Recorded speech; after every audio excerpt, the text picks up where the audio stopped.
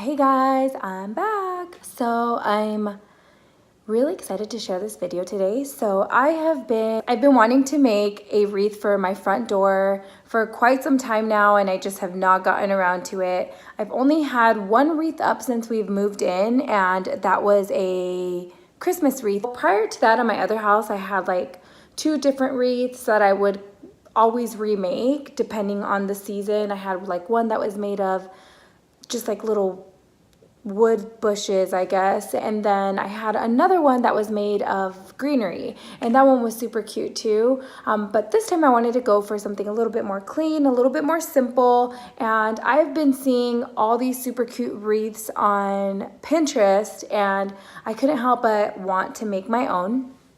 So I went to Michael's, and they had a huge sale on all of the flowers. They were like 60% off. And then I bought the wreath, and it's just, you'll see it in the video. It's just pretty much a metal piece, and it's like the shape of a circle. And I thought I'd make my own wreath, and I am so happy with the way that it came out. I think it's so perfect for the spring. I can have it up all through summer as well, and then I'll probably change it again during the fall season and winter season. But let me go ahead and show you how I made this wreath.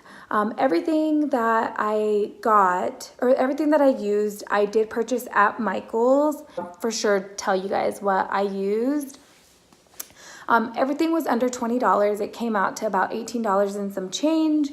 And then what else? It took me about 25 minutes to make this wreath, and it just came out so perfect. They were selling very similar wreaths on Etsy or even at Michael's, like the ones that they create themselves, for over 50 bucks. And your girl did it for under 20, and I'm so happy with the way I made it. It's super easy, so anybody can make this.